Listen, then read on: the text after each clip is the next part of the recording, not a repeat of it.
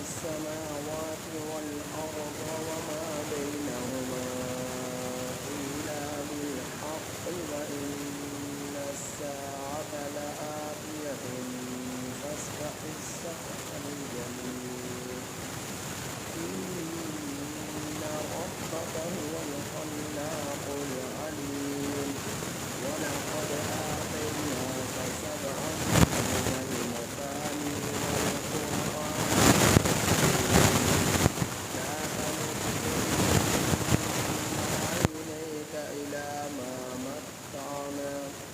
لا تمدن عينيك إلى ما متعنا به أزواجا منهم ولا تحزن عليهم واخفض جناحك للمؤمنين وقل إني أنا النذير المبين كما أنزلنا على المقتسمين الذين جعلوا القرآن عزين فوربك لنسألنهم أجمعين عما كانوا يعملون فاصدع بما تؤمر وأعرض عن المشركين إنا كفيناك المستهزئين الذين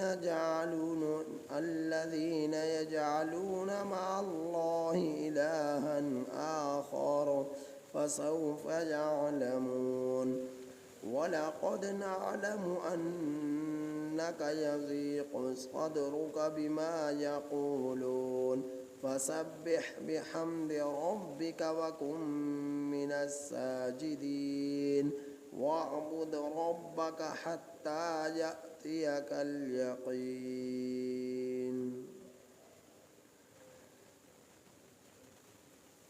یہ سورہ حجر کی آیت نمبر 85 تا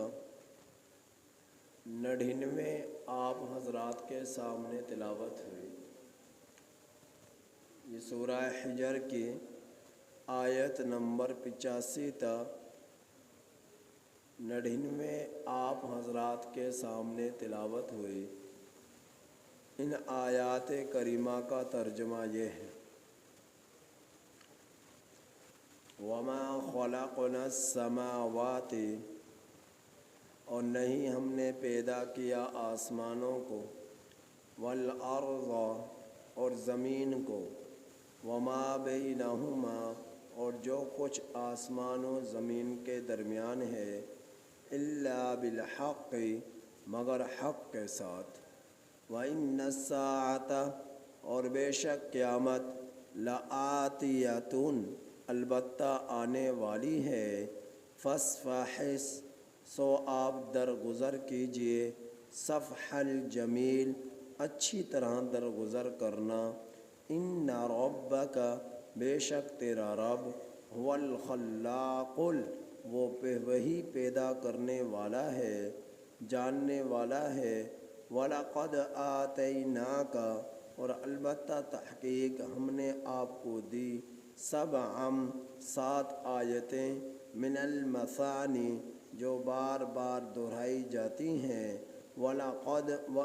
والقرآن العظیم، اور بڑا قرآن، لا تمدن، آپ ہرگز نہ پھیلائیے، عینیک، اپنی دونوں آنکھوں کی طرف، اپنی دونوں آنکھوں کو، لا تمدن، آپ ہرگز نہ پھیلائیے، عینیک، اپنی دونوں آنکھوں کو، الی ما متعنا بہ،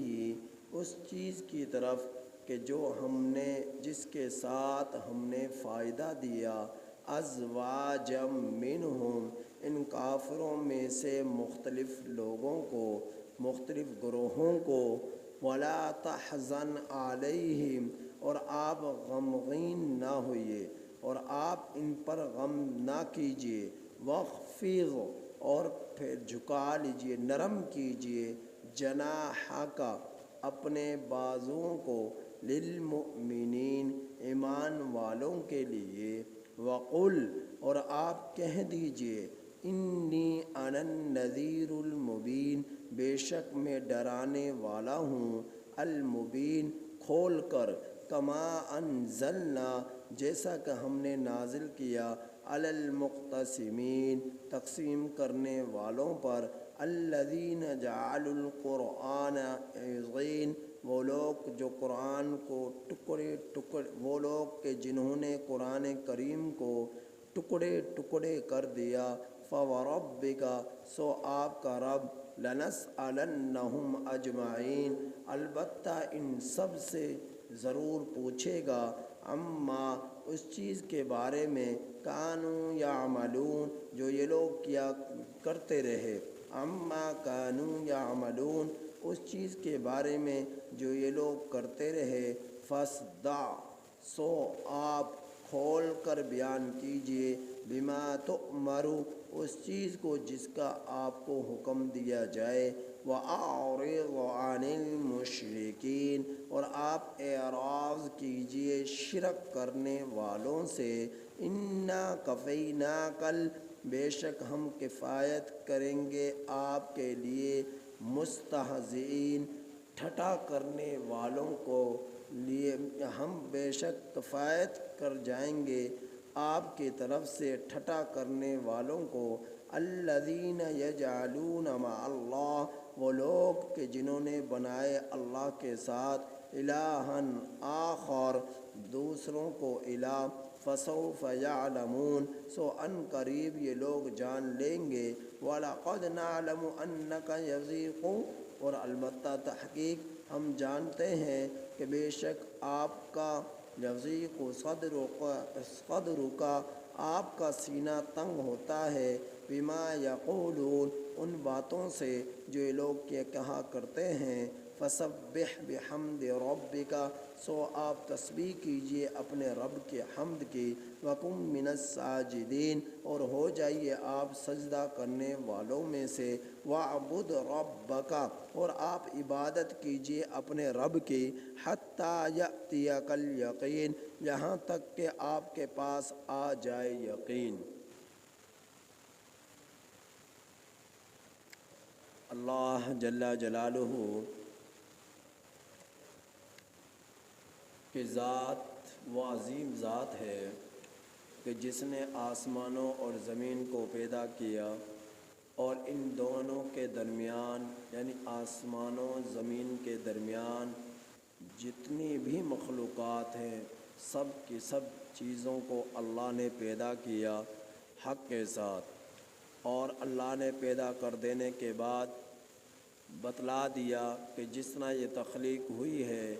ایک دن اللہ رب العزت جس بھی جان میں روح کو پھونکا ہے اس روح کو اس جان سے ایک دن نکال لیں گے، اور ساری مخلوقات کے لیے فنائیت ہے اور ختم ہونا ہے، موت آنی ہے۔ اے میرے پیغمبر جو یہ لوگ آپ پر طعن کرتے ہیں، تشنیع کرتے ہیں، برا بھلا کہتے ہیں، جھٹلاتے ہیں، آپ کو جادوگر کہتے ہیں الیاذ باللہ، مسحور جادو کیا ہوا ہے یہ الیاذ باللہ، آپ کو دیوانہ کہتے ہیں، ساحر کہتے ہیں، مسحور کہتے ہیں، طرح طرح کے الفاظات نبی کریم صلی اللہ علیہ وسلم کے لیے یہ کافر یہ مشرک کیا کرتے تھے۔ اللہ یقیناً آپ کو تکلیف ہوتی تھی، اللہ جل جلالہ آپ کو تسلی دیتے ہوئے فرما رہے ان کی باتوں پر آپ درگزر کیجئے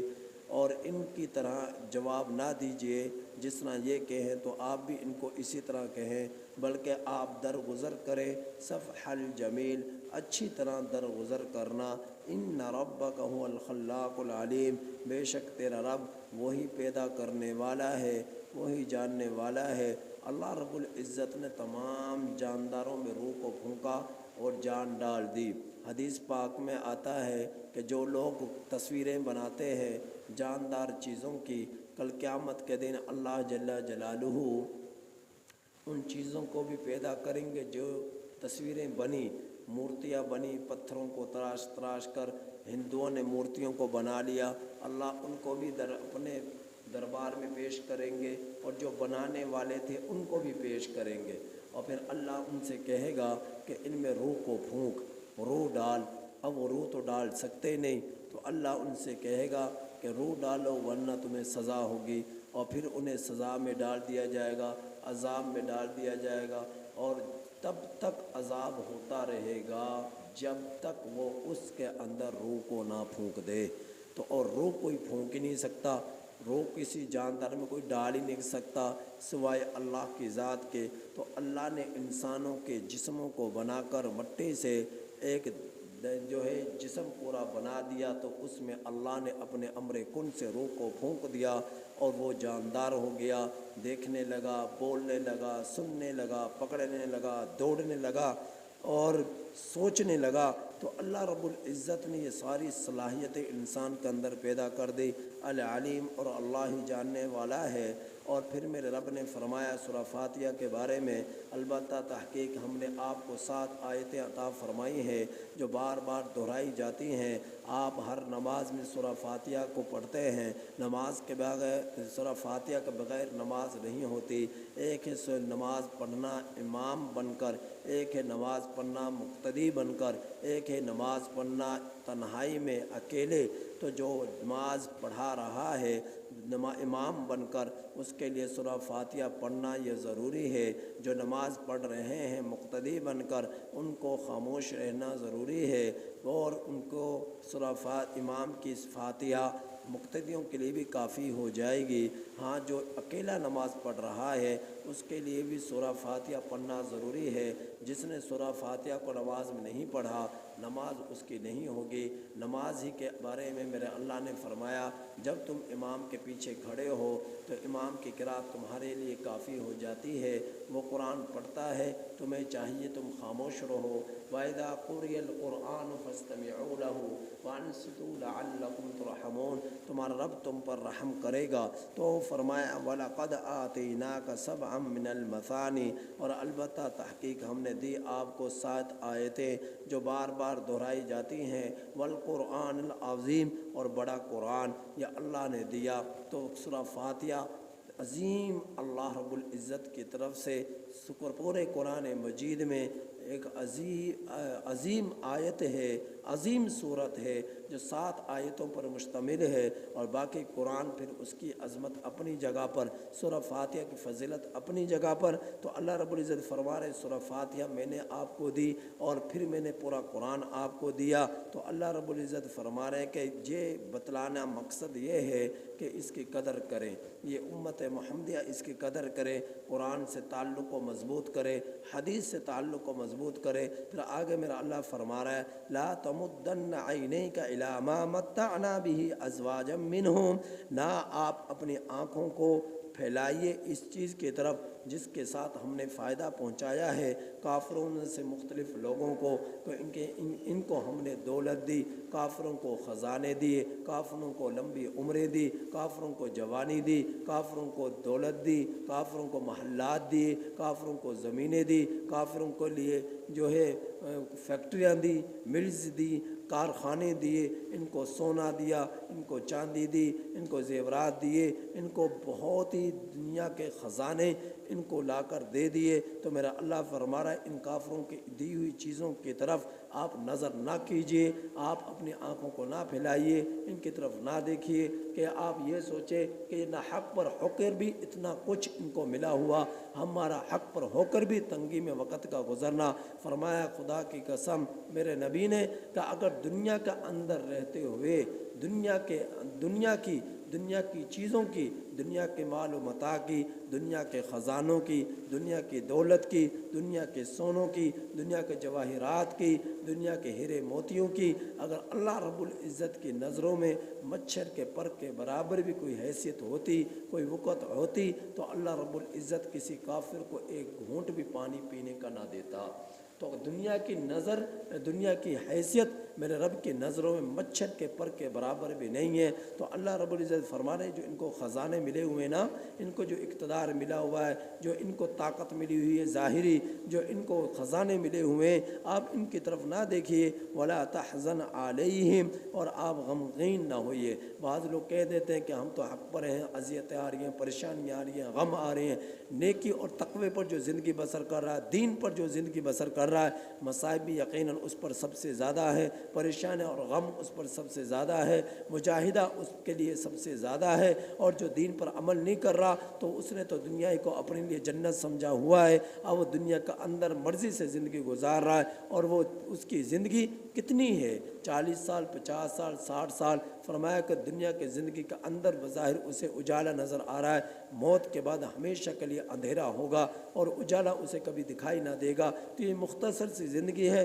اس کے اندر دنیا کے ہوس میں مبتلا ہو کر کیوں انسان اپنے رب کو ناراض کر بیٹھے، کیوں اپنے حبیب کے طریقوں کو تار تار قدموں کو نیچے روند ڈالے۔ انسان عقل مند کبھی بھی ایسا نہیں کرے گا۔ تو ان چیزوں کو دیکھ کر کہ کافروں کے پاس دولت ہے، خزانے ہیں، اقتدار ہے، تو ان کے پاس سونے ہیں، جواہرات ہیں، ان کے پاس بہت کچھ ہے اور وہ اپنی زندگی میں مست ہیں، تو ان چیزوں کو دیکھ کر یہ نہ دھوکے میں پڑ جانا کہ یہ لوگ ناحق پر ہوتے ہوئے بھی اتنا کچھ ملا ہوا لگتا ہے کہ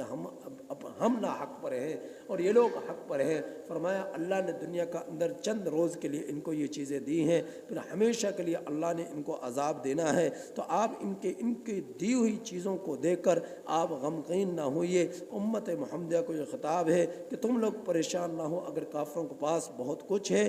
یہ چند روز کے لیے ہے، چند دنوں کے لیے، چند تھوڑے سے زمانے کے لیے ہے، تھوڑے سے وقت کے لیے ہے، پھر اللہ ہمیشہ کے لیے ان کی آنکھوں کے سامنے اندھیرا کر دے گا، موت ہر چیز سے جدا کر دے گی۔ وقف جناحک للمؤمنین، میرے رب نے پھر نبی کریم صلی اللہ علیہ وسلم سے فرمایا آپ اپنے بازوں کو نرم کیجئے ایمان والوں کے لیے۔ آپ بچے سے کسی کام کا حکم دیں، اگر اس نے اس کام کو کرنا ہوتا ہے اپنے کندھوں کو وہ لٹکا کر رکھتا ہے، اگر وہ اس نے کام وہ کرنا نہیں ہوتا کندھوں کو زور سے جھٹکا دیتا ہے کہ مجھ سے یہ کام نہیں ہوتا۔ تو فرمایا میرے اللہ نے میرے نبی کو کہ آپ اپنے کندھوں کو نرم کیجئے آپ ایمان والوں کے لیے، وَقُلْ إِنِّي أَنَا النَّذِيرُ الْمُبِينُ، اور آپ کہہ دیجئے کہ میں کھول کر بیان ڈرانے والا ہوں، جو کچھ اللہ نے حکم دیا وہ بیان کرنے والا ہوں، جہنم سے ڈرانے والا ہوں، اللہ کے عذاب سے ڈرانے والا ہوں۔ تو اللہ کے رسول صلی اللہ علیہ وسلم نے کھول کر ساری باتیں لوگوں کے سامنے رکھ دی۔ اب لوگوں کو چاہیے اللہ کے عذاب سے ڈریں، قبر کے عذاب سے ڈریں، حشر کے عذاب سے ڈریں، پلسرات کے عذاب سے ڈریں اور جہنم کے عذاب سے ڈریں، کیونکہ اللہ رب العزت جو ہے کما انزلنا علی المقتسمین، اللہ رب العزت جو ہے کل قیامت کے دن پوچھیں گے سب سے جو کچھ دنیا کا اندر کر آئے ہیں، اور پھر اللہ رب العزت نے جیسا کہ ہم نے نازل کیا تقسیم کرنے والوں پر، اللہ رب العزت نے عذاب نازل کیا، ان پر سزا مسلط کی، اللہ رب العزت کا غضب نازل ہوا تقسیم کرنے والوں پر۔ تقسیم کی کیا تفسیر ہے تو اس کے بارے میں حدیث پاک میں آتا ہے، مفسرین نے ایک تفسیر یہ کی ہے کہ بعض قرآن پاک کی ایک صورت ہے سورہ بقرہ، دوسری صورت ہے سورۃ النساء، تیسری صورت ہے سورۃ المائدہ، چوتھی صورت سورۃ العنکبوت، تو یہ مختلف صورتوں کے نام ہے۔ سورۃ البقرہ، بقرہ کا معنی ہے گائے، سورۃ النساء، نساء کا معنی ہے عورتیں، سورۃ المائدہ، مائدہ کا معنی ہے دسترخوان، سورۃ العنکبوت، عنکبوت کا معنی ہے مکڑی۔ اب یہ کافر لوگ استہزاء کے طور پر کہتے یہ گائے میری ہے، یہ گائے میری ہے، اور سورۃ النساء کے بارے میں کہتے کہ ہمیں عورتوں کا بڑا شوق ہے تو عورتیں ہماری ہیں۔ سورۃ المائدہ کے بارے میں کہتے مجھے کھانے پینے کا بڑا شوق ہے لہٰذا مائدہ میری ہے۔ عنکبوت کے بارے میں کہتے کہ یہ مکڑی میری ہے۔ تو اس طرح بطور استہزاء اور ٹھٹا کے طور پر انہوں نے قرآن کریم کی صورتوں کو تقسیم کر دیا کہ بقرہ میری ہے، نساء میری ہے، دوسرا کہتا عنکبوت میری ہے، چوتھا کہتا مائدہ میری ہے۔ تو اللہ رب العزت نے فرمایا کہ ایسے لوگوں پر اللہ کا عذاب نازل ہوا، غضب نازل ہوا کہ انہوں نے الذین جعلوا القرآن عضین، قرآن کریم کے ٹکڑے ٹکڑے کر دیا، یعنی حصوں میں تقسیم کر دیا کہ گائے میری ہے، عورتیں میری ہیں، عنکبوت میری ہے، مائدہ میری ہے، تو انہوں نے ٹکڑے ٹکڑے کر دیے قرآن کریم کے اور تقسیم کر دیا قرآن کریم کو۔ اللہ فرما رہا ہے فَوَرَبِّكَ لَنَسْأَلَنَّهُمْ أَجْمَعِينَ، سو تیرے رب کی قسم البتہ ہم ضرور ان سب سے پوچھیں گے۔ کل قیامت کے دن اللہ رب العزت پوچھے گا سب کافروں سے، مشرکوں سے، جنہوں نے میرے رب کے کلام کو تقسیم کیا، عما کانوا یعملون، اور جو کچھ بھی لوگ دنیا کا اندر کرتے رہے، فاصدع، اے میرے پیغمبر آپ کھول کر بیان کیجئے، بما تؤمر، اس چیز کو جو آپ کو حکم دیا گیا ہے، واعرض عن المشرکین، اور مشرکوں سے اعراض کیجئے، ان کی باتوں کی طرف دھیان نہ دیجئے، انا کفیناک المستہزئین، یہ جو ٹھٹا کرتے ہیں نا، مذاق کرتے ہیں، ان قریب ہم آپ کی طرف سے ان لوگوں کے لیے کافی ہو جائیں گے۔ الذین یجعلون مع اللہ الہا آخر، کیونکہ ان لوگوں نے اللہ کو چھوڑ کر غیر کو معبود بنا لیا، اوروں کو رب کے ساتھ شریک ٹھہرا دیا۔ فسوف یعلمون، ان قریب یہ لوگ جان لیں گے۔ وَلَقَدْ نَعْلَمُ أَنَّكَ يُضِيقُ صَدْرُكَ، البتہ تحقیق ہم جانتے ہیں کہ یہ جو لوگ آپ سے ساحر کہتے ہیں، مجنون کہتے ہیں، دیوانہ کہتے ہیں، آپ کو جادوگر کہتے ہیں الیاذ باللہ، آپ کو جھوٹا کہتے ہیں الیاذ باللہ، قرآن کریم کے بارے میں کہتے ہیں اپنی طرف سے گھڑ کر لے آیا ہے الیاذ باللہ، یہ طرح طرح کے تانے دیتے ہیں آپ صلی اللہ علیہ وسلم کو، تو اللہ رب العزت فرما رہے ہیں میں جانتا ہوں جو یہ کچھ آپ سے کہتے ہیں نا، میں جانتا ہوں آپ کا سینہ ان کی ان باتوں سے تنگ ہوتا ہے، مجھے اس بات کی خبر ہے، لہٰذا آپ ان کی ان باتوں کو انہی کے انداز میں پہ جواب نہ دیجئے ان کی باتوں کا، بلکہ آپ کا کام یہ ہے کہ آپ فسبح بحمد ربک، جب ان کی طرف سے غم پہنچے، تکلیف پہنچے، تو آپ اپنے رب کے حمد کی تسبیح پڑھیے۔ تو قرآن مجید حدیث پاک میں میرے نبی نے فرمایا افضل الکلام سبحان اللہ و بحمدہ سبحان اللہ العظیم، یہ کلاموں میں افضل ترین کلام ہے کہ سبحان اللہ و بحمدہ سبحان اللہ العظیم، کہ اس کا ورد کو جاری رکھو، اللہ رب العزت کے حمد بیان کرو، اللہ کی تسبیح بیان کرو، جب بھی تمہیں کوئی غم پہنچے، کوئی تکلیف پہنچے، کوئی پریشانی آئے، تو اس وقت کثرت کے ساتھ ان کلمات کا ورد کرو، سبحان اللہ و بحمدہ سبحان اللہ العظیم وقم من الساجدین، اور ہو جاؤ سجدہ کرنے والوں کے ساتھ، یعنی با جماعت نماز ادا کرنے والوں میں سے ہو جاؤ، وقم من الساجدین، سجدہ کرنے والوں میں سے ہو جاؤ، کیا مطلب؟ یعنی جماعت کے ساتھ نماز پڑھنے والوں میں سے ہو جاؤ، تو جماعت کے ساتھ نماز پڑھنے کا اہتمام کرو، اور رب کے درب کی تسبیح تحمید بیان کرو، اور تقدیس بیان کرو، اور تسبیح بیان کرو اللہ رب العزت کی، وَاعْبُدْ رَبَّكَ، اور اپنے رب کی عبادت کرو، حَتَّى يَأْتِيَكَ الْيَقِينُ، یہاں تک کہ یقین آ جائے، یعنی موت آ جائے۔ جب تک انسان کو میرے رب نے زندگی دی ہے، سانسیں اس جسم میں چل رہی ہیں، اس ڈھانچے میں جب تک سانسیں جو ہے آباد ہے، زندہ ہیں، چل رہی ہیں، اس وقت تک تم اپنے رب کے دامن کو نہ چھوڑو، اور اپنے رب کی خوب عبادت کرو، خوب سجدے کرو، خوب تسبیح کرو، خوب تحمید کرو، خوب تقدیس بیان کرو اپنے رب سبحانہ و تعالیٰ کی، یہاں تک کہ تم پر موت آ جائے، سانسیں اکھڑ جائے، اور جسم سے روح کو کھینچ لیا جائے، اس وقت تک تم اپنے رب کی خوب عبادت کرو۔ یا اللہ نے بہت مختصر وقت دیا ہے دنیا کی زندگی میں، اور یہ بہت جلد ختم ہو جانے والا ہے، لہٰذا اس مختصر سے وقت سفر کے لیے جو تم دنیا میں آئے ہو، اس مختصر سے سفر کو تم اچھے انداز میں مکمل کر لو، اللہ کی عبادت کے ساتھ، اللہ کی مان کر، نبی کے طریقوں پر عمل کر کر، یہاں تک کہ موت آ جائے۔ اس کے بعد جو زندگی ملنے والی ہے، جو حقیقی زندگی کی شروعات ہونے والی ہے، تو وہ پھر ہمیشہ کے لیے، اس کا کوئی اینڈ نہیں ہے، اس کا کوئی اختتام نہیں ہے، اس پر کبھی موت نہیں ہے، فنائیت نہیں ہے، وہ ہمیشہ کی زندگی ہوگی اور کبھی نہ موت آئے گی۔ لہٰذا اس ہمیشگی کی زندگی کے لیے اس مختصر سی زندگی کو قربان کر ڈالو، مختصر سی زندگی کے خواہشات کو قربان کر ڈالو، لذتوں کو قربان کر ڈالو، عارضی مزوں کو قربان کر ڈالو، عارضی دولت، شہرت اور شہوت و ہوس کو قربان کر ڈالو اللہ کے لیے، اور اپنے اندر تقوی کو ڈال دو اور عاجزی اور انکساری کے ساتھ زندگی گزارو، اور اللہ سے ڈر ڈر کر تمہاری زندگی کا ایک ایک قدم اٹھے اور جو ہے تم اپنی اس زندگی کا سفر کو کرو۔ اللہ راضی ہو جائے اس حال میں موت آ جائے، نبی راضی ہو جائے اس حال میں موت آئے، تو سورہ حجر کا ان آیات کریمہ پر اختتام ہوتا ہے، جس میں اللہ نے آخری آیت میں یہ حکم دیا ہے کہ خوب اپنے رب کی تحمید کرو، خوب اپنے رب کی تسبیح کرو، خوب اپنے رب کی تقدیس کرو، ہمیشہ اپنے دل کی دنیا کو رب کے ذکر سے آباد رکھو تاکہ تمہارا ایمان مضبوط رہے، تمہارے اعمال مضبوط رہیں، اور اللہ تمہاری زندگی میں بسا رہے، اور اللہ کے دامن کو کبھی نہ چھوڑو، نبی کے طریقے کو کبھی نہ چھوڑو۔ ان آیات کریمہ کے ساتھ وَاعْبُدْ رَبَّكَ، اپنے رب کی خوب عبادت کر لو، یہ رب نے تمہیں موقع دیا ہے دنیا کی زندگی میں، اور یہاں اور یہ دونوں باتوں کا حکم دے کے میرے رب نے موت کی طرف متوجہ کر دیا، یہاں تک کہ تم پر موت آ جائے۔ یقیناً موت نے آنا ہے، ہر ایک پر آنا ہے، کسی کو جوانی میں آتی ہے، کسی کو بچپنے میں آتی ہے، کسی کو بڑھاپے میں آتی ہے، کسی کے لیے موت کا کوئی سبب حادثہ بن جاتا ہے، تکلیف بن جاتی ہے، بیماری بن جاتی ہے، کوئی بغیر سبب کے ہی مر جاتا ہے۔ تو موت تو ہر ایک پر آئے گی، لہٰذا موت سے پہلے پہلے اللہ نے تمہیں موقع دے دیا کہ تم اپنے رب کی خوب عبادت کر سکو، تمہیں موقع دے دیا کہ تم اپنے رب کی خوب تحمید کر سکو، خوب تقدیس کر سکو، خوب تسبیح کر سکو، یہ رب نے تمہیں موت سے پہلے موقع دے دیا۔ اس لیے دنیا کی زندگی تمہارے لیے بہت بڑی اللہ کی نعمت ہے، اس نعمت کی قدردانی کرو۔ اللہ پاک سے دعا ہے کہ اللہ تعالی ہمیں ان آیات کریمہ کی کامل سمجھ نصیب فرمائے اور آخرت کی فکر نصیب فرمائے۔